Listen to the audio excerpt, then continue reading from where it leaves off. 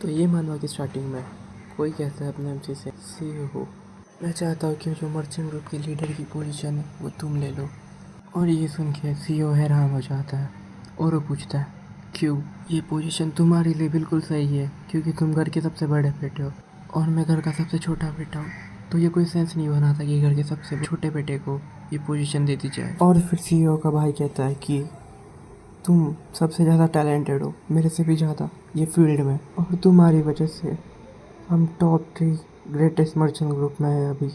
पहले हम एकदम छोटे से ग्रुप हुआ करते थे। और CEO एकदम सीरियस फेस बना के कहता है पर मुझे अपने ऊपर रिस्पॉन्सिबिलिटी लेना पसंद नहीं है, और अगर मैंने ये मर्चेंट ग्रुप के लीडर की पोजीशन ले ली तो मुझे बिजनेस पार्टनर के साथ डिनर पे जाना पड़ेगा और उनकी फालतू की बकवास अटेंड करनी पड़ेगी और बहुत ज़्यादा फालतू की चीज़ों में इन्वॉल्व होना पड़ेगा। मुझे ये सब बिल्कुल पसंद नहीं है, मुझे ये सब बिल्कुल नहीं चाहिए। और CEO के ये कहने के बाद वहाँ पे एकदम साइलेंस हो जाता है, शांति हो जाती है पूरी। अब वो उसका भाई कुछ सोच रहा होता है और वो कहता है चलो कोई बात नहीं, अगर तुम यही चाहते हो तो। और हमें उसकी शक्ल दिखाई जाती है और हम लोग नेक्स्ट पैनल में देखते हैं कि इसने CEO के भाई का सर काट के किसी रोड पे लगा दिया होता है। और फिर CEO कहता है सब कुछ जल रहा है, जो भी मैंने और मेरी फैमिली ने बनाया था अब तक सब कुछ ख़त्म हो गया। गार्ड्स जिन्होंने मुझे अब तक प्रोटेक्ट किया था, मेरा सेकंड ब्रदर। और फिर हम लोग देखते कि वहाँ पे बहुत सारी लाशें पड़ी हुई थी और वहाँ पे अपना CEO होता है, उसका भी एक हाथ कट चुका होता है और वो बहुत बुरी हालत में होता है। और वो कहता है जो भी लोग जिन्हें मैं जानता हूँ सब मेरी आंखों के सामने मरे पड़े। और फिर वो अपने सामने देखता है और कहता है ये आदमी ने किया है। और फिर हमें वो आदमी का नाम दिखाया जाता है, उसका नाम होता है नामगुंग, और ये वाइट हेवनली मर्चेंट ग्रुप का लीडर होता है। और फिर वो बुढ़ा कहता है अपने CEO से कि ये बहुत ही बुरा है तुम्हें ऐसे मारना। और CEO वो बुढ़े से कहता है क्या वाइट हेवनली मर्चेंट ग्रुप मुरी मेलांस के अंडर में नहीं था, और क्या ये तुम्हारे लिए सही है ये सब करना जबकि तुम ऑर्थोडॉक्स मोरिम को रिप्रेजेंट करते हो। और वो बुढ़ा CEO से कहता है हैरत ने सुना है तुम हमारे बिजनेस के बीच में आ रहे थे। और वो बुढ़ा कहता है इसलिए तुम्हें बस अपने तक ही रहना चाहिए था, और वैसे भी ये सब बस पैसों के लिए। और CEO कहता है क्या ये सब बस पैसों के लिए, जबकि तुम लोग हार चुके थे हमसे क्योंकि तुम्हारे पास ज़्यादा स्किल्स नहीं थी, और तुम्हारे पास क्या बस इतना ही कहने के लिए जबकि तुम इतनी सब वाहियात हरकतें कर चुके। और वो बुढ़ा कहता है क्या, और फिर CEO गुस्सा में कहता है क्या तुम बहरे हो, तू कमीने है, और एक अटैक रेडी करके उसको मारने जा रहा होता है। और ये देखिए वो बुढ़ा थोड़ा शॉक हो जाता है। और फिर तुम्हें क्या लग रहा है कि अभी अपने मेन कैरेक्टर का कुछ होगा एकदम पावर अप और वो इस बुढ़े को पेल देगा? ऐसा कुछ नहीं होता। वो बुढ़ा वो बस एक लात मार के उसे साइड कर देता है, और ये लात खा के भाई CEO की हालत खराब हो जाती है, वो खांसने लगता है। और बुढ़ा कहता है तुम्हारे सामने मुझे मेरा गार्ड डाउन नहीं करना चाहिए था। और वो कहता है ये सब बस इसलिए हो रहा है क्योंकि तुम इतने डेंजरस थे, इसलिए हमें पूरे मर्चेंट ग्रुप को मारना पड़ा। और फिर वो गुड बाय कह के अपने MC का सर काट देता है। और CEO मरते हुए सोचता है क्या मर्चेंट की लाइफ की कोई कीमत नहीं है ग्रैंड स्कीम ऑफ मुरीम में, ये सब मेरी वजह से हो रहा है। अगर मैं यंगर एज में मार्शल आर्ट सीख लेता और अगर इन हाई मर्चेंट ग्रुप थोड़ा और एक्सपेंड हो जाता तो शायद आज हम सब ऐसे मारे नहीं जाते। फिर नेक्स्ट पैनल में जब वो अपनी आँखें खोलता है तो कोई कह रहा होता है यंग मास्टर। और फिर हम लोग देखते हैं CEO उसके पास में वापस आ चुका होता है जब वो छोटा था। और ये बैकग्राउंड वॉइस के लिए मुझे माफ़ कर देना, मेरे सामने वाले रूम में काम चल रहा है कुछ ज़्यादा ही टाइम से, मतलब 1 वीक हो गया ऑलमोस्ट, अभी तक ख़त्म नहीं हुआ, तो आज के लिए थोड़ा एडजस्ट कर लेना। So let's get back to Manava. And अपना CEO थोड़ा हैरान होता है उसके साथ क्या हो रहा है उसे पता नहीं होता, और वो मन में सोचता है ये सब क्या हो रहा है, क्या मैं अभी भी जिंदा हूँ। और फिर वो सामने वाला बंदा उसे कुछ काम बता रहा होता है, ये सब इग्नोर करो ये ज़रूरी नहीं है। और CEO कहता है मुझे सब ब्लर ब्लर क्यों दिखाई दे रहा है, और क्या मैं अभी भी जिंदा हूँ। तो ये सामने वाला बंदा और वो अटैक बना के उसे मारने जा रहा है और कहता है नामगुम तू कमीने है।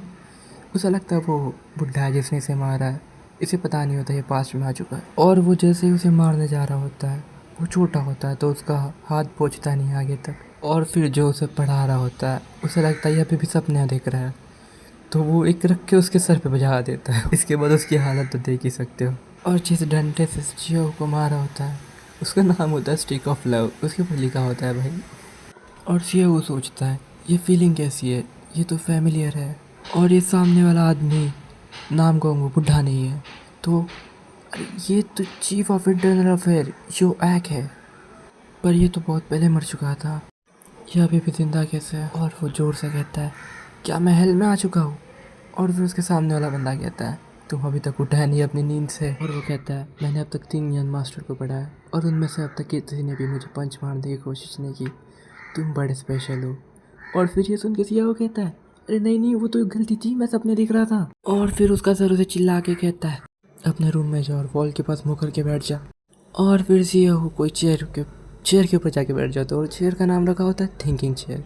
उसके ऊपर लिखा रहता है भाई मैं अपने मन से नहीं बता रहा, इसने एक्चुअली कर रखा है ये सब। और सिया वो सोच रहा होता है कि मुझे अभी भी याद है वहाँ पे मैं मर चुका था और मुझे डांट क्यों पड़ रही थी चीफ ऑफ इंटरनल अफेयर वाले से। पहले हार्ड सप्लाई एनालिसिस ये पहला काम था जो मुझे मिला था जब मैं सीख रहा था सब कुछ बिजनेस के बारे में। और फिर वो सोचता है कि जब उसे डांट पड़ रही होती है वो कहता है क्या तुम इसे एनालिसिस कहते हो, कोई जंगली गाय भी तुमसे बेहतर कर लेगी। वो कहता है शायद सही है। और वो कहता है यून मैम। और फिर कोई उसके छत से नीचे लटकते आता है और कहता है यस मास्टर। और फिर हमें उसके बारे में डिटेल्स बताई जाती है। उसका नाम होता है यून और वो सीईओ की पर्सनल सिक्योरिटी गार्ड होती है। और सीईओ उसके सिक्योरिटी गार्ड से पूछता है अभी मेरी एज क्या है। और फिर वो भी उसके मजे लेते हुए कहती है उससे क्या तुम्हें इतनी बुरी तरह मारा गया है। और ये सुन के तो सीईओ कुछ कह ही नहीं पाता और उसे कहता है बस बताओ मुझे। और सीईओ की गार्ड उसे कहती है कल तुम्हारा 15 बर्थडे था। और ये सुन के सीईओ हैरान हो जाता है, वो कहता है क्या 15। और फिर सीईओ की सिक्योरिटी गार्ड उसके मजे लेते वापस कहती है तुमने थोड़ी देर पहले अपने चीफ को पंच मारने की कोशिश की और तुम अभी अपनी एज पूछ रहे हो, क्या तुम श्योर हो कि हमें किसी साइकोलॉजिस्ट को कॉल नहीं करना चाहिए। मुझे एक अच्छा वाला पता है अगर बात मेंटल हेल्थ की हो तो। और फिर सीईओ को दिखाया जाता है जो अपने आप को देख रहा होता है और वो कहता है क्या मैं मेरे यंगर सेल्फ में वापस आ गया हूँ। और वो अपने हाथों को देख रहा होता है और फिर वही हाथों से अपने मुंह पे थप्पड़ लगा देता है। ये देख के तो उसकी गार्ड भी हैरान हो जाती है और वो तुरंत आके उसे पकड़ती हुए कहती है तुम ये क्या कर रहे हो। और फिर सीईओ उन कहता है ये दर्द कर रहा है। और वो कहती है ऑफ कोर्स ये दर्द करेगा। और सीईओ सोचता है पर मैं तो मर गया था, मेरी फैमिली मेरे सामने मरी पड़ी थी। और वो सोचता है क्या मैं पास्ट में वापस आ गया, क्या ये सच है। और ये सब उसके गार्ड को घंटा समझ नहीं आ रहा होता, वो तो बाइबल देख रही होती है। और सीईओ कहता है मैं ये सब वापस होने नहीं दूंगा। और ये कहते हुए वो बहुत गुस्से में होता है तो उसका मुंह देख के उसकी गार्ड पूछती है ऐसा मुंह क्यों बना रहा है, क्या तुझे कुछ चाहिए। और सीईओ कहता है अपने मन में अब मुझे पता है वो सब सिचुएशन को पीछे कैसे छोड़ना है, अब मैं मेरी नॉलेज यूज़ करके स्ट्रॉन्ग बनूंगा और मोरी मलायंस को पीछे छोड़ दूंगा। और वो फिर अपने गार्ड से पूछने लगता है तुमने भी कहा मेरा कल 15 बर्थडे था।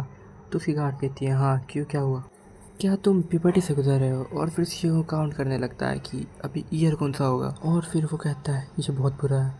और फिर वो अपने गार्ड को काट देता है और उसकी गार्ड कहती है अभी क्या। तो वो कहता है हमें कुछ करना होगा, किसी को भी इसके बारे में पता चले बिना। और फिर उसकी गार्ड को कुछ अजीब लग जाता है, उसे लगता है कि वो करना चाह रहा है उसके साथ। और फिर वो कहती है तुम सच में पिपटी से जा रहे हो। फिर वो कहता है नहीं ऐसा कुछ नहीं है। और सीन शिफ्ट होता है और हमें दिखाया जाता है कोई कुछ जला रहा होता है, कहता है क्या तुम इसके बारे में श्योर हो। और वो बंदा कहता है कि ऐसा क्यों नहीं होगा। और वो कहता है यंग एज बच्चा भी बिजनेस स्टडी शुरू कर चुका है और उसकी जो गार्ड है वो भी मार्शल आर्ट में बहुत अच्छी है। और वो दूसरा बंदा उसे कहता है कि नहीं मैं बस तुमसे पूछ रहा हूँ क्या तुम ये हिम्मत से कर सकते हो। तो फिर वो जो बंदा होता है जो कुछ हुडी वगैरह पहना होता है, मुँह छुपा होता है, वो कहता है कि मैं एक बच्चे से क्यों डरूंगा जो मरने वाला है बीमारी से, उसे मार्शल आर्ट नहीं आती और वो बिना कैन के तो चल भी नहीं सकता। और मेरे पास प्लान है गार्ड के बारे में भी, तो इसके बारे में चिंता मत करो। और अगर कुछ हो भी गया तो मैं सभी फिटनेस को मार दूंगा। इन हाई ग्रुप के सबसे छोटे बेटे के नसीब में लिखा है जल्दी मरना, मैं बस उसकी सफरिंग ख़त्म कर रहा हूँ। क्या तुम्हें नहीं लगता उसको ग्रेटफुल होना चाहिए। मैं श्योर हूँ वो अपनी मौत का इंतज़ार कर रहा है जैसे मैंने कहा। और सीन शिफ्ट होता है और हमें दिखाया जाता है सीईओ की गार्ड को और वो कहते हैं यंग मास्टर। और फिर हमें दिखाया जाता है सीईओ किसी के साथ जा रहा होता है और किसी के कंधे पे बैठा हुआ होता है और उसकी गार्ड उसे कहती है कि हम अभी यहाँ पे कर क्या रहे हैं। तो हमें सीईओ को दिखाया जाता है जो लेंस की वजह से कहीं पर दिख रहा होता है। और सीईओ उससे कहता है कि जैसे तुम्हें पता है मैं बहुत नाजुक हूँ तो मैं बस थोड़ी एक्सरसाइज कर रहा हूँ। तो उसकी गार्ड उस पर भड़क जाती है और वो कहती है हम लोग यहाँ पे हैं जो एक्सरसाइज कर रहे हैं यहाँ पे, जिनकी एक्सरसाइज हो रही है अभी। तो वो कहता है हमें थोड़ा नीचे जाना चाहिए, मुझे लग रहा है हमें वहाँ पे कुछ अच्छा मिलेगा। सीईओ की गार्ड उससे पूछते हैं कि कुछ अच्छा, उससे तुम्हारा क्या मतलब है?